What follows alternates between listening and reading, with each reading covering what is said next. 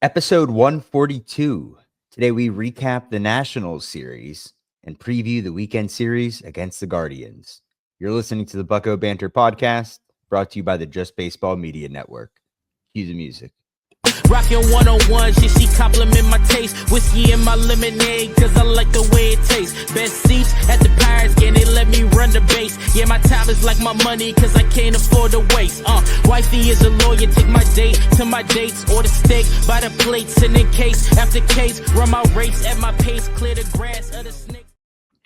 Welcome back to another episode of Bucko Banner 142, man. Pretty surreal. I'm wearing my Clemente Museum shirt today because it is the anniversary of Roberto Clemente making his debut. Former guest on the pod, Roberto Jr. and his sons threw out the first pitch today. We're recording on a Thursday. It was the day game series finale against the Nationals at home. It's been a long week, man.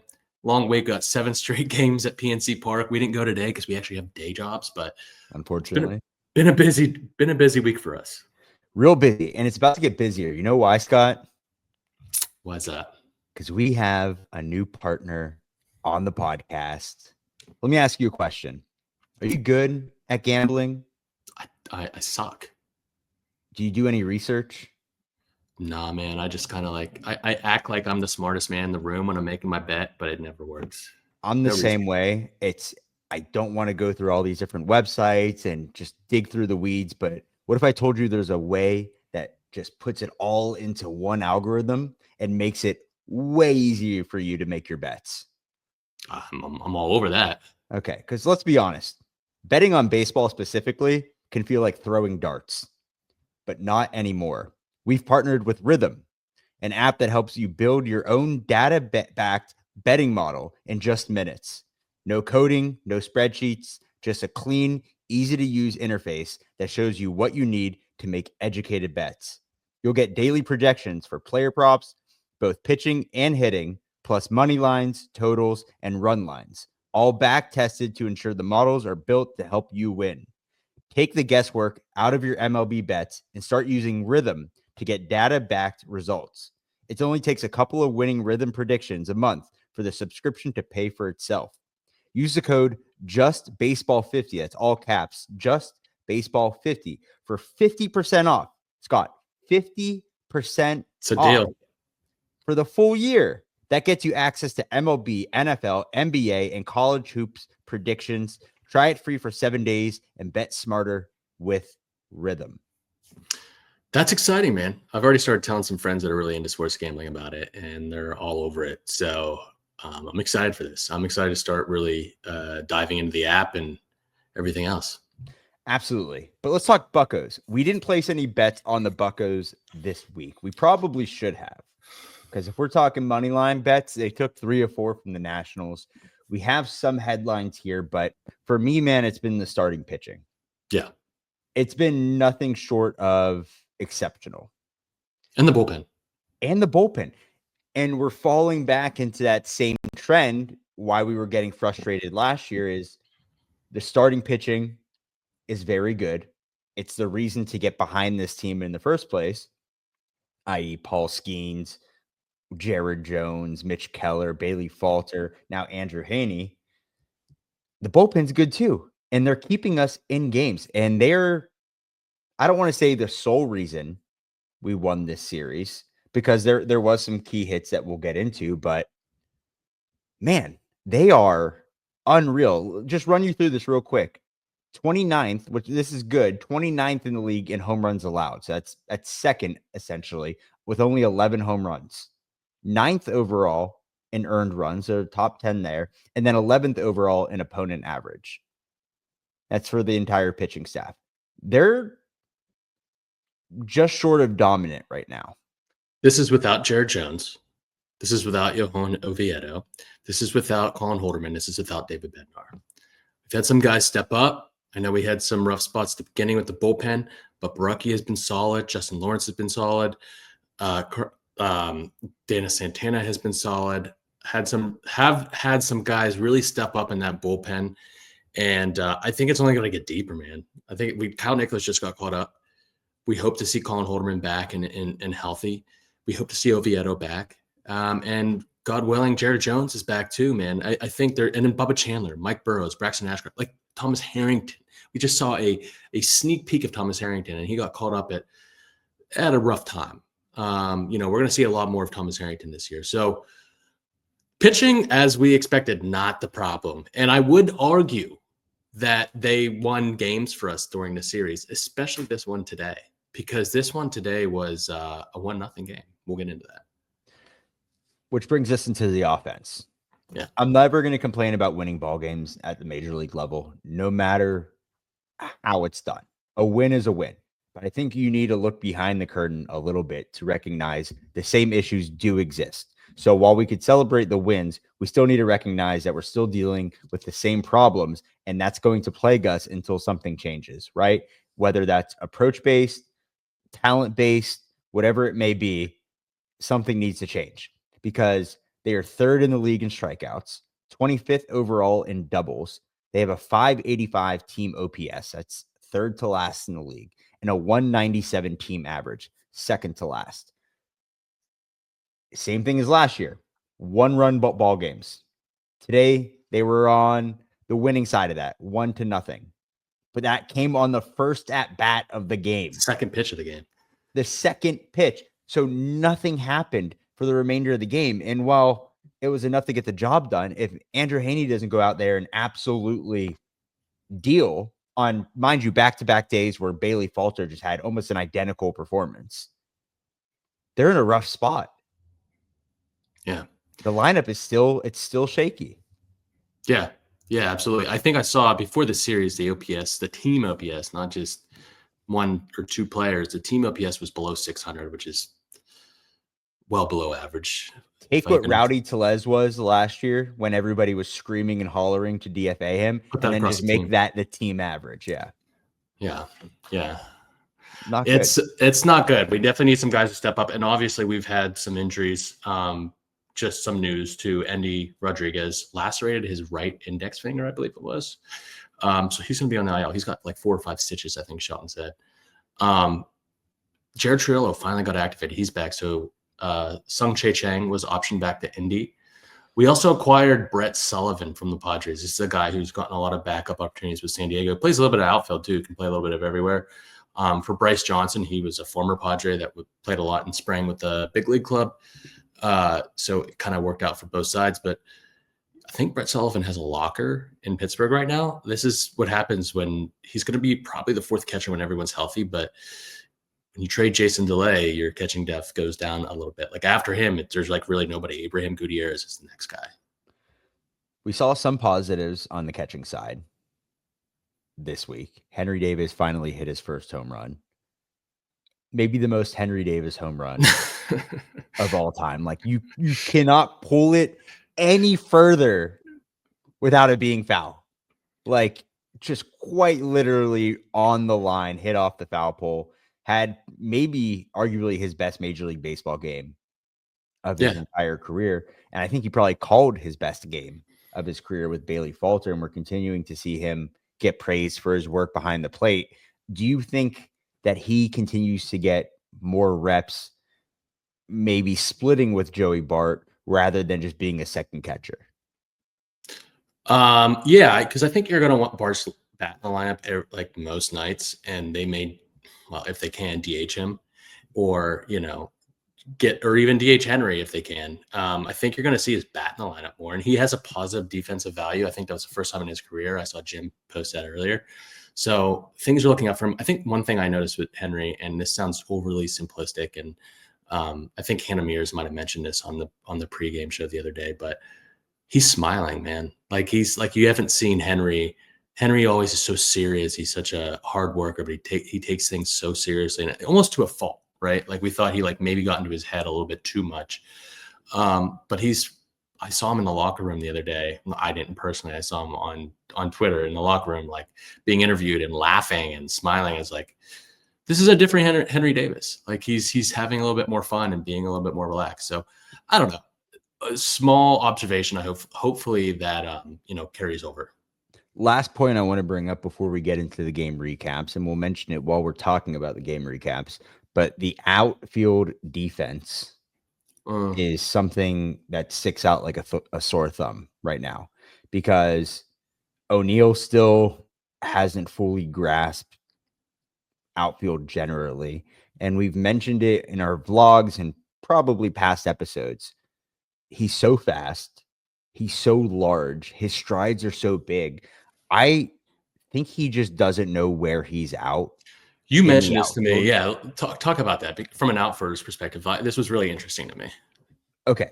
6'7", unnormal, like not normal at all. There's a handful of guys in the league that could even touch that height. And then to add that speed with it, with those strides, having a feel, especially in center field, you're commanding the outfield. You need to have a good sense of where you're at all times. One, because you're the captain of the outfield, all things considered. You're the one who takes charge from your left to right, but you also have to have an understanding of the ground of which you can get to a ball like at the last very minute. Like if I'm thinking like this, Scott, if I see a ball hit to my right, can I go full sprint and dive? And then in my head, am I able to get to that ball? That's my limit, right?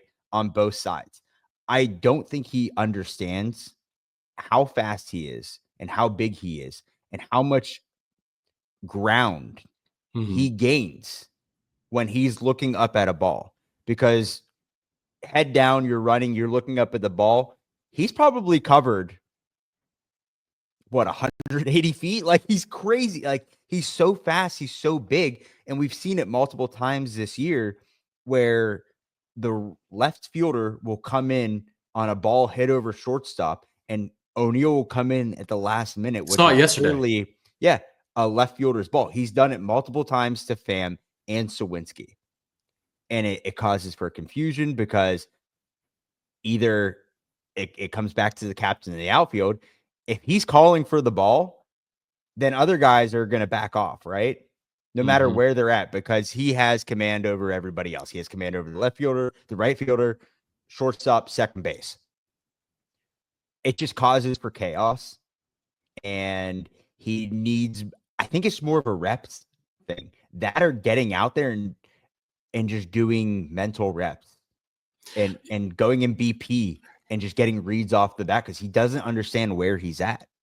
Yeah, I think the BP reps are going to be really important, getting those live reps that are not in game, because those reps matter. Yeah. But is it me, or does it not seem like he struggled this much in his month of playing center field at the end of the season? Because I feel like it's been really obvious that these first few weeks of the season, and obviously what you said, I totally agree with. Like I hadn't thought about it from that perspective. Like he is coming at it as a 6'7" guy that is gazelle that is used to covering the infield. And now he's got a much bigger area to roam, and he's trying to get control of his body and his depth perception and all that. But it just seems like it's been more apparent at the beginning of the season, and that seems a little bit odd to me. 100% has been, and I think it's maybe a product of early errors in the season, jitters, and then inexperience. He's still not getting the best reads, even when he's catching the ball. We've seen him struggle with balls in the gap to his backhand, where he's almost fielding it like a shortstop. And luckily, his arm makes up for it because he has a cannon and he can get in as soon as possible. But that's also conducive to bobbling the ball in the outfield, especially in the gap. So he still doesn't look like an outfielder right now. I still believe that he could be a great outfielder with the arm and the speed and the height that he has and just the overall athleticism. But it has been a tough watch. And not to mention the corners outside of Kutch actually haven't been great either. And we haven't seen Reynolds out there in quite some time. So it's something to keep a lookout for as the season progresses, is if this outfield defense is going to cause this team runs when the pitching is going well. Yeah, I think it's an obvious area of improvement when it comes to, hey, if this team is competing midway through or close to competing, that's an area where you obviously need to upgrade. So we'll see how they progress. But let's get into these games, Adam. I'll kick us off here for Monday. 4-game series against the Nationals, long homestand here. 10-3 W Paul Skeens day, looked better than his last outing. He went 6 innings, 3 hits, no walks, 6 Ks, lowered that ERA to 2.96. I got 10 whiffs. Justin Lawrence got his second hold, looked good again, 1 inning, 1 K, his 104 ERA. Caleb Ferguson gave up his first earned run of the season after 6, 7 appearances. Dennis Santana, 1 inning pitched, 1 hit. The offense was really clicking this game. It was probably one of the better offensive games we've seen all year. Cruz went 2 for 5 with a double. Reynolds 2 for 4 with 2 RBIs. And Manuel Valdez looked really good that game. It was the Emmanuel Don't let him Valdez get game. hot. Don't let him get hot. He was a cleanup hitter, 2 for 2 with a double, 3 RBIs, 2 walks. He got on base 4 times, which was huge coming out of that cleanup spot. Cabrian, 2 for 4 with 3 RBIs and a stolen base. They had 14 hits total, man. 10 runs, 14 hits, 8 for 10 with runners in scoring position. They were 8 for 8 at one point. I was like, what am I watching? Is this the same team? And 4 left on base, 6 strikeouts. The fight necklaces were debuted. Kutch brought him back. It was a fun game, man, compared to the previous ones that we were at. Very, very fun. Let me point something out real quick. Shout out to the bullpen again, like you just mentioned. Ferguson gave up his first earned run of the year. Santana was good. Justin Lawrence. Yeah, he's nasty, man. My Away man. from Coors. Away from Coors. Away from Coors Field, a pitcher's absolute nightmare. Paul Skeens, his sweeper, the max spin rate on it is 2,467. 2,467. The max spin on Justin Lawrence's sweeper in that game was 3,041. Like, the amount of movement is, I'm having a hard time comparing it. Some of the swings that he gets on his, it's really funny because he's been on Pitching Ninja a couple times. That's when you know you made it, when you're on Pitching Ninja. But some of the swings that he's getting are comical, to say the least. It's really fun to watch. Let's go to Tuesday. 3-0 L. Real lull after one of the best offensive performances of the year. And Keller had a quality start. He looked shaky at times. Obviously, the scary moment with Paul DeYoung hit him right in the face. 6 innings pitched, 6 hits, 3 earned, 2 walks, 3 Ks. He was hit hard 8 times. He had 2 balls really that got away from him. Heavy sinker sweeper mix. He had 8 whiffs on that combination. Here's the deal, man. We talk about good pitching. They let a quality start go to waste. They haven't been good for Mitch pretty much all year. The last time they scored a run, a singular run for Mitch Keller, was on the home opener in the 3rd inning on a Brian Reynolds home run. That was the last time they scored 1 run for Mitch Keller. Bad. We can't. You talk about wasting Paul Skeens starts. You can't waste quality starts. Just when he has 4 qualities in a row, I think it was. Yeah, exactly. Bullpen good this game too. Barucki 1 inning. Nicholas 1 inning, 1 hit, 1 walk, 1 K. Meza 1 inning pitch, 1 hit. He's been good as of late. And then on the offensive side, man, really nothing here. Swinski went 2 for 4 with a K. Pham and Davis each collected hits. As a team, 10 Ks, 1 walk, 0 for 2 runners in scoring position, 5 left on base. The 4 hits were all singles. We had a Tommy Pham error in the outfield. Not good. Not good at all. Much different game from Monday. Mitch Keller even said, I didn't think it was his best game, but he still pitched a quality. He pitched well enough to win the game. The offense just wasn't clicking. And he said he felt good. And I mean, he did definitely pitch. He pitched well enough to win. I know I've seen much better starts from him, but still. And real quick, 3-0 loss. This is an easily winnable game because if you look on the other side of the ball, the Nationals were 1 for 10 runners in scoring position, 10 left on base. They only had 3 hits, 3 walks, 4 strikeouts, 1 error. So we technically played like a little bit better of a game. I mean, obviously we didn't have runners in scoring position, but the Nationals were just as bad. And we just gave it to them. So again, wasting a perfectly good opportunity to get a win and, potentially sweep this series. Yeah, absolutely. But into Wednesday, the offense returned a little bit.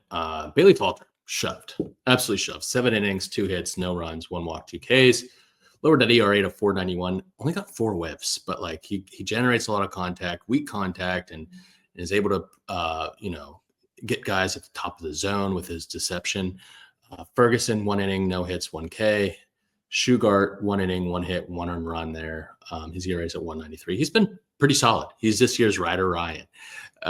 He's been pretty solid. Davis got the scoring started with a home run off the left field foul pole. We were like standing down the deep third baseline, and I'm like, oh, that was pulled heavy, and then just doink right off the pole, which was cool to see for him. 1 for 4, 2 RBIs. He got an RBI the next at bat. That was 105.6 miles an hour off the bat, by the way. So we know he can turn on the ball. We definitely know that, if anything, about Henry. Cruz, 2 for 4. Hit his 3rd home run of the year, was a grand slam. It was right after the brawl. The bench is cleared after Jorge Lopez threw it. According to Bob Nightingale, Lawrence McCutcheon. Uncle Larry. 4 RBIs for Cruz. He had a grand slam, 105.2 off the bat. IKF 2 hits. He snapped that cold streak that he had. He went 2 for 4.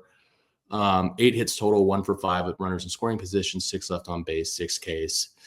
It was good to see the bats going again. It was, even though only 6 runs compared to 10 and only 8 hits compared to 14, it was still one of the better offensive games they've had in the first couple of weeks. Had some fire, man.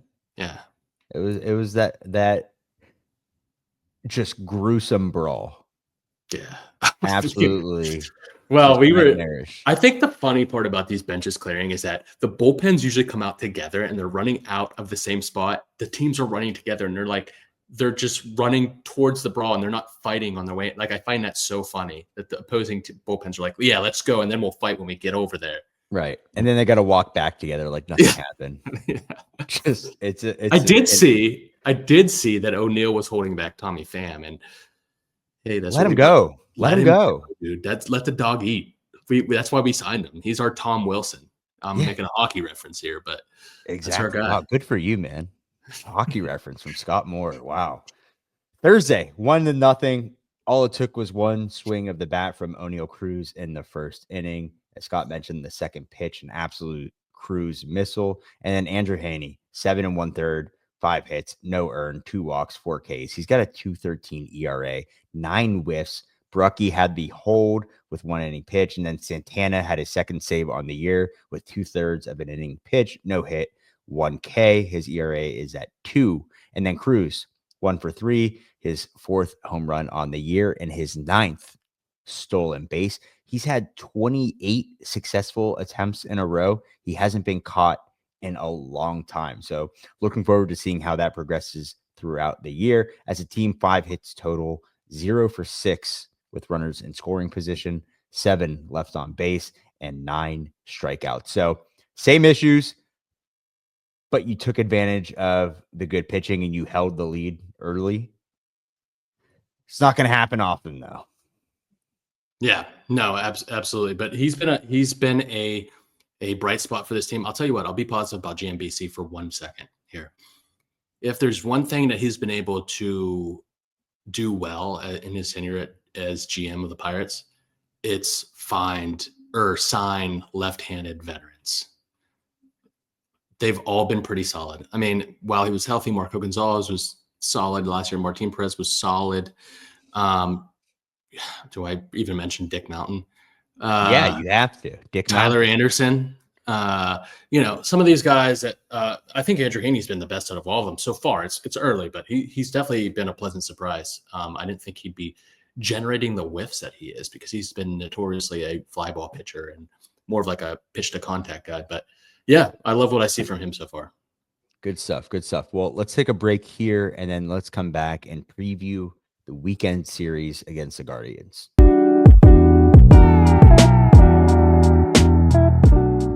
All right, we are back to talk Guardians, but before we do, go to tseshop.com, Total Sports Enterprises, for all of your Pittsburgh memorabilia needs. Mentioned it before, we've mentioned it again.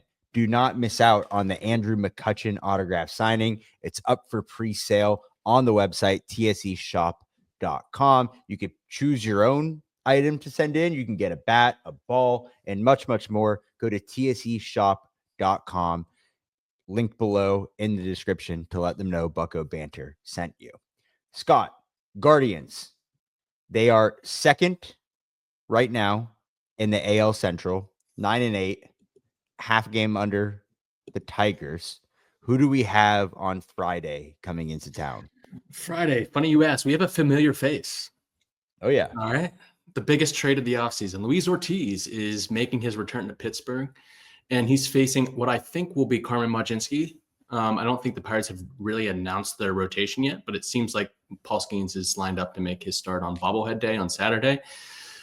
Luis Ortiz is going on Friday. Last year with the Buccos, 7-6, 3.32 ERA in 37 games. 15 of those were starts. We know he played a role between the bullpen and in the rotation. 135 innings pitched, 107 Ks, 111 whip. Really solid arm for us last year. This year with the Guardians, hasn't started off so hot. 1-2, 6.06 ERA, 3 games started, 141 whip, 15 Ks, and 16 in the third innings pitched. We know he's fastball slider heavy. He throws a four seam, slider, cutter, sinker, change. The change not thrown as much, but the four seam will throw 34% of the time, slider 22% of the time. Then he mixes in a different variation of the fastball with the cutter and sinker at 20 and 14% of the time. With the four seam, he'll sit at like 95, 96. He can touch 99. The slider, he'll sit in the mid 80s. So quite a difference off his fastball, man. It's like a 10-mile-an-hour difference or more. And the cutter and sinker will sit 90 to 94. The change will be at like 89 to 90. Heavy fastball usage, changes shape with the cutter and sinker, like I said, can touch 99, sits in the mid-90s. Sliders his go-to out pitch. Command and control can be inconsistent. That's always been the story with Luis Ortiz. You know, you're going to know right off the bat if you're getting a good Luis Ortiz game. So interested to see which one we see tomorrow. Happy to see him back in the Berg. We love Big Lou. He was a fan favorite last year. But bring us into Saturday, Adam. Most likely Paul Skeens Day on the bobblehead. He will be facing off against right-handed pitcher Ben Lively. In 2024, 13-10 with a 3.81 ERA and 151 innings pitched, 118 Ks, 1.25 whip. This year, he's 0-2 with a 4.87 ERA and 20 1/3 innings pitched, 16 Ks with a 1.33 whip. You got the kitchen sink here. Four seam, sinker, sweeper, curve, cutter, change, slider. His primary pitches are the four seam and the sinker. Uses the four seam 35% of the time. Sits around 89 miles per hour and the sinker 90. Not going to overpower you. Very similar to what we saw in the National Series with Jake Irvin. Going to throw a ton at you, keep you off balance, keep you guessing. Again, back of the end rotation piece, deep arsenal. None of the pitches here are plus, but he will fill up the zone with strikes. So you got to take advantage early in counts. Don't get behind because you got one of 7 pitches here. Looking at this Baseball Savant page, I was like, how many of these pitchers are being mischaracterized by the, pitch effects or, TrackMan or whatever is right. Taking, because like could a slider and a sweeper be similar? Well, not really. 77, 83. Well, sometimes a slider and a cutter sometimes get confused as well. Yeah, exactly. So, but still 7 pitches. That's pretty impressive. Absolutely. That brings us to Sunday, Scott. Sunday, Logan Allen, the lefty, versus Mitch Keller, which is who we would assume, if the rotation stays as we think, will pitch on Sunday. Last year, 8-5, 5.73 ERA, and 97 in the third innings pitched. 20 games started, 79 Ks, 1.58 whip. Not his best year. 1-1 and 2 with a 2.30 ERA this year to start, though. He's gotten much better to start the season. 15 2/3, 3 games started, 11 Ks, 1.4 whip. Logan Allen's an arm I really liked out of college. He came out of Florida International, smaller guy out of Florida, but he can fill up the zone and put pitches wherever he wants them. That's his MO, and that's a Cleveland darling. So I thought he was going to thrive with Cleveland. Still very young.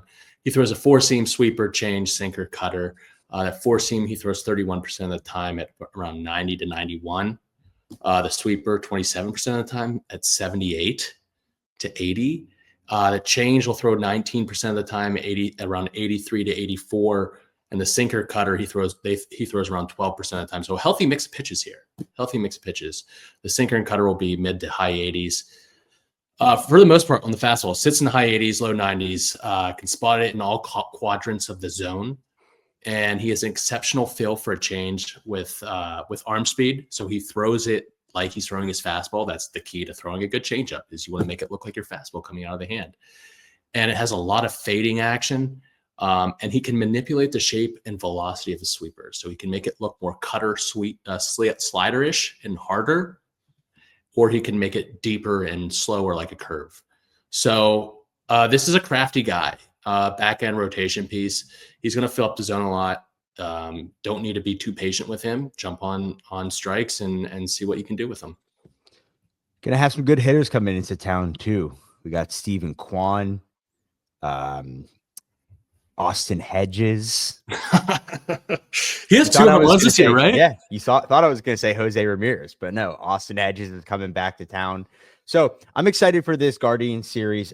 They need to carry the momentum into the weekend. Keep that fire going, whether it's coming from the necklaces or just wanting to hit somebody in the face. Like, keep that fire going. Keep pushing forward. I like it when they're playing pissed off. I like it when O'Neill plays pissed off, at least from the offensive side. Got to slug, got to put the ball over the fence, got to score more than 4 runs. And they could take 2 of 3 this weekend. I think easily. They've set themselves up to do that. Yeah, absolutely. I think that would be a really successful weekend for them. And they're not facing the top of this rotation. I think these are all pitchers that they can do damage with, and one that they're very familiar with. So we'll see how this goes. It'll be a fun weekend at PNC Park. I'm looking forward to it. We'll be at the ballpark. I'll be there Friday, Saturday. I think you'll be there for all 3 games. So exciting weekend. Exciting weekend. Massive announcements coming for Bucko Banter. If you can guess it, put it in the comments below. I don't know if you will, but I would say 3 pretty big announcements coming. One of them, which you'll learn this weekend. The other 2 probably sometime early next week, but we're cooking. We're in the kitchen. We're cooking stuff up. Don't let us get hot. Don't let the Buccos get hot. Listen, as they say, I'm once again reminding you, don't let the Buccos get hot. So, and don't let Bucko Banner get hot, because that would be a massive mistake. Oh yeah, put the league on notice. We will see you this weekend at the park. Come say hi and let's raise it. Raise it. Best seats at the Pirates game, they let me run the base. Yeah, my time is like my money, cause I can't afford to waste. Wifey is a lawyer, take my date to my dates or the steak by the plates. And they